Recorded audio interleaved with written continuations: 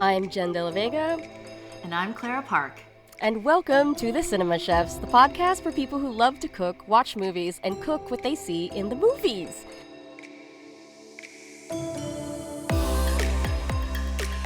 Today, we are going to talk about diner food in Pulp Fiction. Some spoilers ahead if you haven't seen the movie, and if you're going to watch it, I want to issue a very strong content warning for extreme violence, sexual violence, profanity, drug use, and many, many racial slurs. So if that stuff is really triggering for you, do not watch Don't watch the movie. No, for real, I'm being serious, yeah. It is triggering for me. I was like, wow. They say that so many times. This movie has not aged well at all. Not at all. What is the one-sentence summary of the movie? The lives of two hitmen, a boxer, a gangster and his wife, and two amateur robbers converge in the seedy underbelly of LA. And a $5 shake, not adjusted for inflation. Nice. We chose this movie because it was a monster hit when it first came out, and so many of the key scenes involve food and dining out. More specifically, the film highlights cheap eats like diner food, fast food, and highly processed supermarket staples like cereal and Pop-Tarts, or toaster pastries, as they are Greeked in the movie. But just because something is cheap and lowbrow doesn't mean it can't be delicious. Pulp Fiction came out in 1994. Written and directed by Quentin Tarantino and starred Samuel L. Jackson, John Travolta, and Uma Thurman. The stellar cast also had Bruce Willis, Ving Rhames, Rosanna Arquette, Steve Buscemi, Christopher Walken, and Tim Roth. It was nominated for numerous Oscars, including Best Picture, Best Director, Best Acting nod to Jackson, Travolta, and Thurman, and Editing. Ultimately, it only won Best Original Screenplay for Tarantino. This movie also famously revived Travolta's acting career, who hadn't really done anything since Look Who's Talking. Wait, wasn't Bruce Willis also in that one? Yes! The voice of Baby Mikey! I think this is our first big ensemble cast that we've covered here on the Cinema Chefs. And I also want to point out Amanda Plummer, who is YRS in the Hunger Games movies. I totally forgot about that. I feel like such a long time passed between this movie and the Hunger Games. So it didn't even occur to me that she was the same person. I don't think I realized how pervasive food and conversations about food were in this movie. I mean, everybody remembers that whole bit about what Europe calls a McDonald's quarter pounder. Say it with me.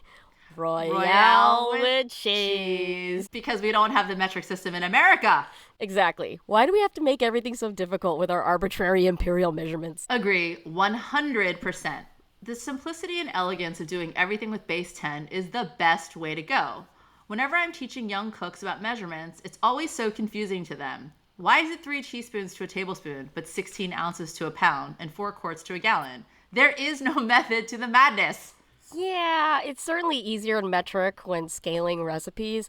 I have to use both cups and grams because I convert them often between international publications. So, yeah, it definitely is more accurate and efficient to do metric. Especially for dry ingredients. A standard cup of flour weighs 120 grams. But if people pack the flour, it can be almost 200 grams, which will definitely mess up your cake recipe. Or any recipe for that matter. I mean, that's why you gotta pay attention to whether it says packed or loose in the recipe. 1 pound is 454 grams. Just to further illustrate the nonsense of imperial measurements, I think for people who are getting serious about cooking and baking, it's imperative to get a kitchen scale for accurate measurements. Definitely. I have both a digital and a spring scale. What about you, Jen? I do have both. Yeah, I have a digital and a very old school Cuisinart spring scale. It's very like 90s and white and kind of designy, like one that's not meant to be used, certainly from my mother's kitchen. Yeah, I have one like that too. The spring scale is round and plastic, and it's really grossly inaccurate, so I don't really use it. Yeah, me too. It's just decorative. But speaking of digital scales, for really small quantities, like for spices and things like xanthan gum, you need to get what is casually known as a drug dealer scale, or more accurately known as a gram scale. I don't think you ever really need to get down to more than 0.1 accuracy. Aha, the dealer scale that fits right in with Pulp Fiction. So, our movie opens with 2 robbers, Pumpkin and Honey Bunny. These more nicknames, we love that. They're having a deep conversation about the pros and cons of robbing different kinds of businesses. At first, you don't really understand that they're going to rob the place in a minute or two. I felt like I was caught off guard when I was watching that the first time. Oh, for sure. This diner was rumored to be based off of Denny's, but they wouldn't allow filming on location. Boo, Denny's. Although, once you read the script, I wouldn't want my business in this movie either. True. What are your requirements for a good diner, Jen? Ooh, yeah. The more retro, the better. If you see a variety of folks scattered around of different ages and occupations, it's an indicator of a great spot. Always look for regulars. I must have waffles, pie, and maybe a club sandwich, and I should be able to get a crisp side of bacon any time of the day. What about you, Clara? Open 24 hours, comfortable booth seating, decent coffee, good pancakes or French toast, some ridiculous assortment of giant cakes and pies. In this scene, it looks like pretty standard diner breakfast fare. Coffee, eggs, bacon, and pancake. It's weird because there's only one plate. Is one of them Right? just not eating? Maybe they're sharing, but there are no Weird. share plates? What the hell? Anyway, I think diners make better breakfasts than you would at home because of the gigantic hot griddle.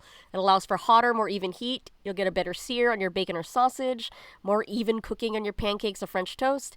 And many diners and breakfast places keep the home fries just chilling on the griddle on low on the far side all good. throughout service. So they stay hot and super crispy on the bottom. And that's what's so special about diners. They're short order. Everything, even on the biggest menu, can be made in a short amount of time. And this differs from fast food, where you're meant to hang out a little longer and sit at the diner. I don't feel like I can ever match the quality and color of diner French toast in my own home, even as a professional chef. I think that's why I always order it when I'm out. That's so interesting. I live for diner French toast and sausage with that cheap, gooey pancake syrup. Really? No listeners are going to revolt when they hear this. I don't use syrup, period. Oh my God.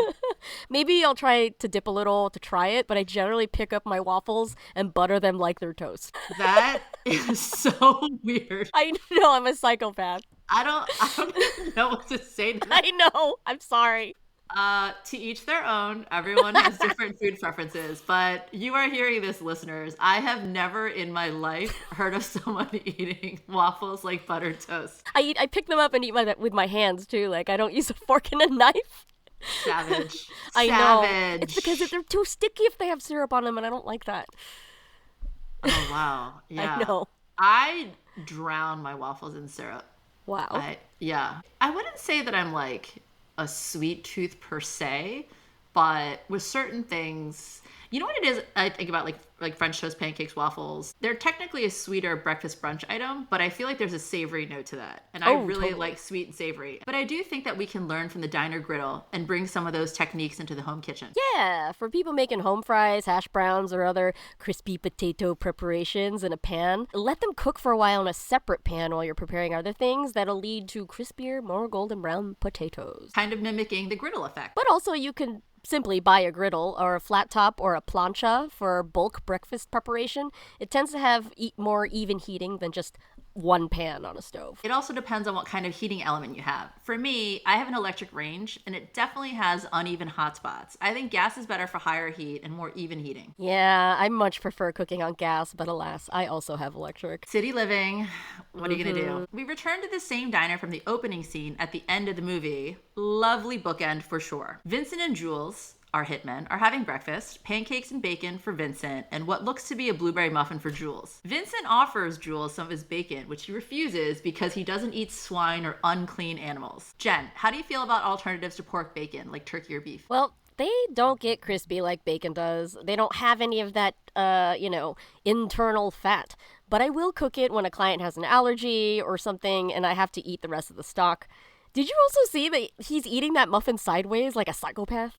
I think that as chefs, we make a lot of judgments about people's sanity with how they eat, like eating buttered waffles. You're obviously a psychopath. Okay, yeah, sure, yeah. Yeah. Agreed. Let me cast the first waffle. It's okay. So people might say, "Oh, I don't judge. Oh, you're a chef. You guys are snobs." My mom tried to put ketchup on a Philly soft pretzel. Oh, and no. I stopped her. I was like, "You're Mother. not allowed to do that." And she's like, "But I like it." But we were in public too, and we were in Philly. Red Eagles game. I go, no. Oh my God, the worst place. Put that away. Anyway, going back to the muffins. When I bake muffins, I tend to gravitate towards recipes where there is a lot of fat. They become less healthy and more cake-like than anything else. Yeah, I get that. Do you have any other tips other than more fat? Yes. When you have ingredients that you want evenly dispersed through the batter, you can toss them in a dry ingredient. For example, you can toss blueberries in a tiny bit of flour so they get more evenly distributed in the wet batter. You should also add citrus zest to sugar before adding it to your batter for a more evenly spread zest. Ooh. Do you have any muffin baking hacks? Yes, I do. Well, going back to their blueberries, that creates resistance between the previously wet blueberry against the batter as it bakes. My tip is you don't have to buy muffin cups. You could just cut squares of parchment. Like, the muffin industrial complex is lying to you. Don't buy a separate thing. If you already have parchment paper, just cut squares. You're fine. Actually, I think a lot of fancy bakeries, it looks more elegant to have this sort of... Oh, yeah, the corners. Yeah, the corners flaming sticking out. plush of parchment, and maybe they'll have like fleur-de-lis design on it or something. yeah. But I think it looks more upscale, more pro, more elegant. And you're right, it's a lot cheaper than getting aluminum or paper cupcake or muffin liners, as they're called. There are pancakes in the movie. Clara, do you have any chefy tips for the ultimate pancake? Buttermilk. Buttermilk really does make for better pancakes and waffles, in my opinion. I also like to add vanilla or almond extract for added flavor. And finally, make sure your leavener is active. Even baking powder has a shelf life. If it's too old, you won't get a decent rise out of any of your foods. Nobody wants a skinny record like Pancake. Yeah, it doesn't sound too delicious. Clara, have you ever tried waffling other foods? You know about this? Yes, I do. There was a Will It tumbler. Waffle? Yes, there was a tumbler called Will It Waffle. And defrosted hash browns and tots waffle very well in the waffle iron. It was actually one of the original COVID-era snacks we served at Wonderville. That sounds amazing. My favorite Will It Waffle success story. There are these, I don't know what they're called in English. It's do you know what I'm talking? It's like a compressed rice cake. It's sort of like a compressed like mochi, and it looks like a white plastic toy. It's like a brick. Oh, yeah. And then when you expose it to heat and oil, it poofs up almost like a balloon and marshmallow. You know what I'm talking about? Yes, the rice cakes that are dry, the dry blocks. Oh, yeah. So dry black rice cake. There's a name for it in Japanese, which eludes me at the moment. And I don't Kirimochi. Okay, thank you. Kirimochi. I just know what they look like. They're about $1 a piece. They're pretty expensive. But those waffle unbelievably well. Wow. And then I'll obviously do some syrup and some salt and pepper. It's so good. I think the waffle iron, because it's the heating element is on the top and the bottom, right? So you get more surface area that's getting crispy. And then you've got that ooey gooey, almost sort of rice cakey, marshmallowy inside. Wow. And then the sweet, and then the salt and the pepper. So salt and pepper makes everything better. What is your go-to breakfast and lunch order at a diner? This is such an intimate question, Clara. Ooh. It's like, how do you like your eggs in the morning? My answer is always unfertilized. Haha, just kidding. I'm actually not much of a diner breakfast person, but I'll go for waffles like I mentioned before. Side of bacon, no syrup. The other things I might order, biscuits and sausage gravy, chicken fried steak for lunch, tuna melt, patty melt, key lime pie, or chocolate chess pie. And sometimes diners will do this. I love a chocolate Coke. Wait, tell me more. What is that? It is simply Coke in a glass with ice and then chocolate syrup mixed in. Okay, so you like that, but you won't put syrup on your waffle. Hell no. That's like all sugar. I know. It's like, I don't have enough sugar in the soda. Let me get some chocolate syrup. Clara, I'm a complex human being. Yes, you contain multitudes, much like a typical diner menu. For me, I already mentioned French toast and sausage, or pancakes and sausage, waffles and sausage. I'm a big sweet and savory, so I will drown the breakfast meats also in the syrup. Wow. But if it's lunchtime or dinner, I'll usually go for a BLT and fries. Ooh, that sounds so good. And I always tell people it's really hard to mess up a BLT. I mean, decent bread, whatever mayonnaise. I like Duke's the best, or Kewpie, but standard, run-of-the-mill industrial mayonnaise is fine. Yeah, can't really go wrong with it. No, tomato, lettuce, and then here's my chef hack. If you have a BLT, a sandwich, cheeseburger, whatever, hoagie hero sub grinder, whatever you call it, and it doesn't taste that great, salt and pepper the vegetables, and you're seasoning the ingredients, and it will taste better. If you get a BLT in the middle of winter, that tomato is going to be pretty sad. Salt and pepper.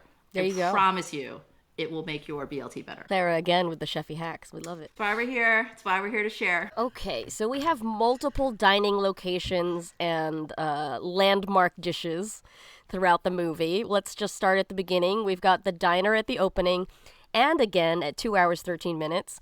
Moving on to 14 minutes, 58 seconds, we get a glimpse of Big Kahuna Burger. It's 7:30 a.m. Did they get this burger last night or did they go out for it at 7 a.m.?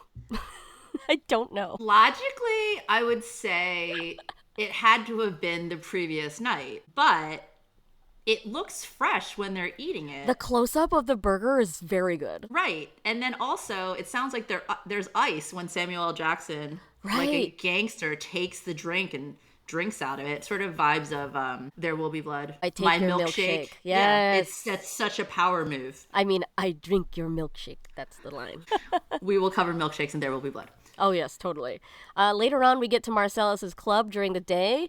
The bartender sells Butch, a.k.a. Bruce Willis, red apple cigarettes. Clara, do you know about red apple cigarettes? I do not. Please tell me. This is a running prop among all of Tarantino's films. No way. If you look closely, there will be either a logo or an apple with a worm in it or a pack of cigarettes that has a red apple on it. Do you think that that's a nod to New York?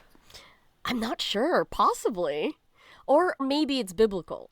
Forbidden fruit? Yes, exactly. You know, it's never called an apple in the Bible. It's always called forbidden fruit. Ooh, interesting. Did not realize. This is also perhaps some foreshadowing when we find out that Vincent himself rolls his own cigarettes and later meets his demise. You know, like he's not participating in the universe of the movie.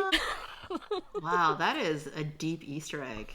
I'm impressed, Jenn de la Vega. I love to look up things. Later, we visit Jackrabbit Slim's, which is sort of like Planet Hollywood, or as Vincent says in the film, a wax museum with a pulse.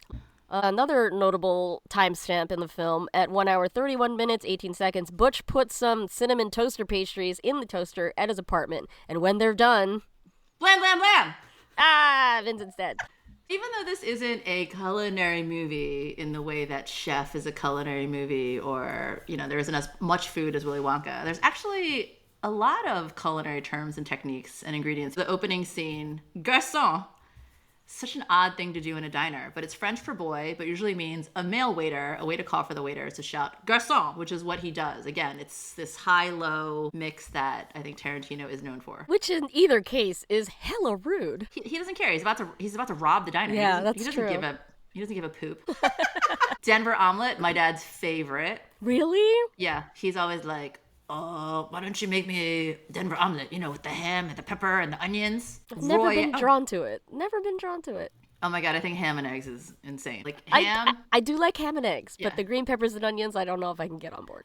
I think that they have to be cooked. Like, I don't think anyone wants to bite into raw onion and pepper. I think for me, I would saute them a little bit, get them a little translucent, a little soft, maybe a little caramelization on the edges. Nice. And then also for this, I like deli ham. Like, I want the thin slices of ham so that they kind of float in the omelet. I don't want the chunks of ham. That's not kind of what I want. Too thick. Yeah, I don't like that. Not for me. Going back to French terms, royale, French for royal, here used to describe something special, even though it's a fast food burger. Have you ever thought about like Burger King? It's like kings don't eat at Burger King. Yeah. But it's called Burger King, and you get to wear a crown, and I mean, That I was don't care. fun. I remember that. Yeah, exactly. I don't care how old you are. I would rock that crown today. It's fun to put on a crown and have your chicken finger and onion rings. That's my order at Burger King when I'm at the nice. airport. Well, I take umbrage with the line Royale with cheese, because why would you say a French word and say the English word right after it? Why wouldn't it be Royale fromage? Tarantino, I shake my fist. I shake my fist at your inconsistent. Well, you know what I think it is? You mentioned it earlier. A quarter pounder with cheese is a more premium offering because it's more meat, but you can't call it that in a country that doesn't have the Imperial. Yeah. So they had to make it special, so then it became the Royale. It's a special burger with cheese. You're right. It doesn't flow. But when people are looking at the menu really quickly, if it just says Royale, it's like, what the heck is that? You got to make things very simple for the Audience. Going back to our favorite Planet Hollywood ripoff, That's right. Vincent orders a bloody as hell steak. Other ways to do this in a more elegant fashion: super rare, blue rare, black and blue, Pittsburgh rare, al sangue, to the blood in Italian. Whoa, it's intense. Yeah, it's intense. And then I think the funniest, because we are sort of a pop culture podcast as well, the funniest description of ordering the world's most rare or rarest steak is from Masters of Sex. Oh? He says, I want to have a steak so raw, it's like you took a live cow through a warm kitchen or something like that. You took a cow through a warm room. Wow. Yeah. I was like, that is intense. And then again, we go back to Daniel Day-Lewis in Gangs in New York with that super thick steak that's still mooing. It is so rare. So raw. But it So looks rare. so good when he eats it because it's just kissed with a little bit of heat, and then he's digging into it like the savage that he is. Oh, definitely have to cover steak in another episode. To quote Julia Child, I'm a card-carrying carnivore. I love meat, which is probably why my cholesterol is so high. Anyway, $5 shake, which would be about $10 today. What makes a milkshake that expensive? Is it the milk? I don't know. Is it the ice cream? It might be the ice cream. I think it's the quality of the ice cream. So if you go to what you can get at 7-Eleven or Wawa or your local C shop, convenience store, versus artisanal, handmade, local dairy, local mint. I just spent $10 on an affogato Whoa. at Weckerly's. So it's chocolate hazelnut ice cream, 1 shot of espresso. It was delicious. I enjoyed it. I don't know that I would do that all the time. I'm looking up the ice cream place I went to today. The milkshake is $8. In New York? Wow, that's In a New deal. York. Yeah. It's Actually- Screen Door Brooklyn, which is my ice cream shop. $8 is what a milkshake costs in trendy Brooklyn today. If this is a $10 shake, this is very expensive. Yeah. Because it's not even in New York. It's in LA. $5 shake. But today it would be $10. True. Yeah. Today it would Right. be $10. So this is a very, very expensive milkshake. Those crazy ones that you see on TikTok that you have to eat through the toppings before you get to the shake, those are about $25, $30. So let me ask you about that. What is your opinion of food marketing just for Instagram? I do not interact with it. I think it's taking away the original essence of enjoying that dish. Like, if I can't stick a straw in it and enjoy it as a shake, like, it's not a shake anymore. If the sandwich is bigger than my forearm or taller than my forearm and I can't eat it in one bite, that is no longer a sandwich to me. Yeah, I feel like we're back in the Roman times. This conspicuous consumption. Look how much excess we have. Mm-hmm. You know, the unicorn milkshake with the cake and the donut and the glitter and the sprinkles and the edible straw and, you know, again, $25. It's 2,500 calories. For me, it's gross. A, I don't want to eat it. B, I think it's abusing food. And Yeah. I think if you're, maybe I'm a purist, but the purpose of making food is to feed people Yes. so that they can eat and nourish their bodies. And I think when you're putting in something that is higher than the amount of calories you're supposed to have in a day for one thing that no one could possibly eat, that you're literally just doing for the gram. I just think it's conspicuous consumption at a level that I find pretty disturbing. Yeah. A friend of mine, Emily Corvey, had philosophized about this. We had a discussion about junk food, and there's a point where it reaches performance and it's devoid of love. It's devoid of care. That hospitality that is associated with food and feeding people, it's just for the show now. You're taking away the most important element of food, which is nourishing people, showing love. And it's also just very empty. Yeah. It's Definitely. like, oh, look at this thing that I made. It's so good. I'm not going to eat it. I'm actually going to throw away half of it. Cooking, I think, is a sacred act of feeding yourself and feeding people that you love. Yes. And when it's turning into this empty, performative, clickbaity situation, you're losing the heart, you're losing the essence, and it just bums me out. And I think that that's one of the reasons why people are so disconnected from food. On a lighter note, I kind of wanted to talk about the diner table, like things that you're going to see at most diners, like the married ketchup, sugar in a dispenser, packets of sugar alternative, room temp creamer in the silver little pourer thing, Absolutely. salt, pepper, and my favorite, the mini jukebox. For sure. Do you know that means the married ketchup? Well, at the end of a shift, for anyone who's ever worked at a diner Oh, or at a restaurant, your boss might say, "Can you go marry the ketchup?" Yeah. And I definitely stared at somebody the first time I heard that. I was like, what does that mean? It means we are pouring dregs of ketchup into the next bottle so it looks full. So you marry all the bottles that are on the floor currently and then fill the empty ones with the bulk container. I know. So like it's just show. I know, but when you think about that, you're right. They always do it. Marry the condiments and marry the ketchup. I don't know. That's got to be in some way sort of unsanitary, right? I guess if people have touched the spout. Public, people are dirty. Anyone who's ever worked a sample counter, which I have, people are gross.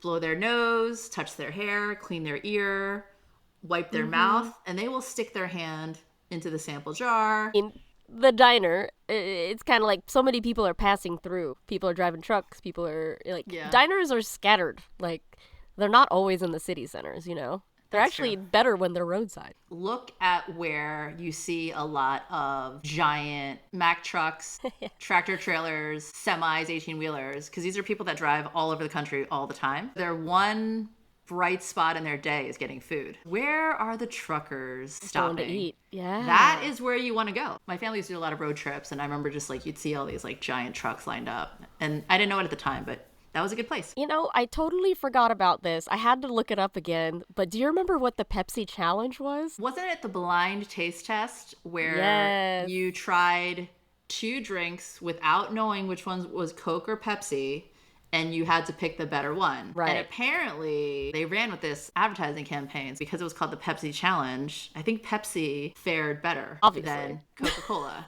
Are you a Pepsi person, not Coca-Cola? No. I don't like Pepsi, but it fared better in the commercials because it's commercials. Oh, for sure. Yeah. But let me ask you, in a blind taste test today, Coke or Pepsi? Coke, because they changed the Pepsi recipe. Okay. I also like Coke better. Mm-hmm. My educated guess chef opinion. Pepsi tastes sweeter to me. I can taste the chemicals more in the Pepsi.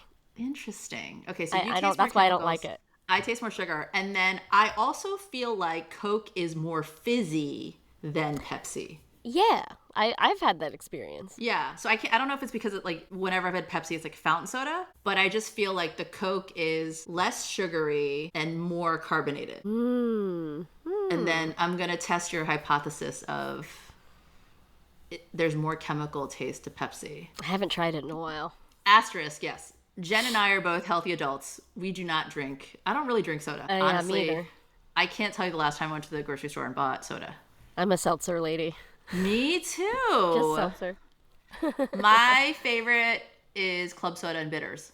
Ooh, yeah. I drink that. If my tum is feeling a little unsettled, I'll have that. If I go to a bar and I don't want to have a drink, I get a club soda and bitters, and then I feel like I'm drinking. It looks like I'm drinking. It doesn't have to be like, oh, why aren't you drinking? It's like, aren't you sober? And then it just shuts down a lot of line of questioning, which I don't need. I feel like I fit in. So, Clara, where is the best diner? This is technically outside of Philly, but I love Jaime's Deli in Marion. It has a diner feel with booths, excellent breakfast, sandwiches, delicious soups, and Mile High cakes and pies. Ooh. What about you, Jen? Well, we have Three Decker Diner in Greenpoint. I have to say, pour one out, rest in peace to Odessa, which was in Manhattan. That was a go-to. There's Red Line Diner up in Fishkill, upstate New York. We have New Munson Diner up in Liberty. I was also a huge fan of the YouTube series Breakfast at Salome's. Do you know about this, Clara? I know, Salome's Diner in Fishtown, which is fantastic. But I did not know about this YouTube series. Will you tell me more? Yeah, so it started about 15, 16 years ago, and there are a lot of older regulars there at the diner, and someone started to make videos with those older folks, and they eventually started to interview bands who were coming to play in Philly. There are some excellent intergenerational interviews on that YouTube channel. That sounds amazing. I'm gonna go look it up right now. Okay, listeners, can you share your favorite diner in your town? We want to know. You want to know the most unbelievable bit about Pulp Fiction? No, what is it? It's that Wolf said that Toluca Lake is 40 minutes away and he'll get there in 10. That's movie magic. Tune in next time as we explore the ultimate bowl of ramen in the movie Tampopo. Thank you for tuning in to The Cinema Chefs. Please share your tips and tricks with our Instagram at The Cinema Chefs or drop us a line at thecinemachefs@gmail.com. We hope you enjoyed the show. This is Jen and Clara signing off. Just remember, you can become a better cook just by watching a movie. The Cinema Chefs was recorded in Brooklyn, New York and Philadelphia, Pennsylvania. Edited by Jen De La Vega. Music by Penguin Music, Paradise Island from Pixabay. And our logo was by Nikki Newsom.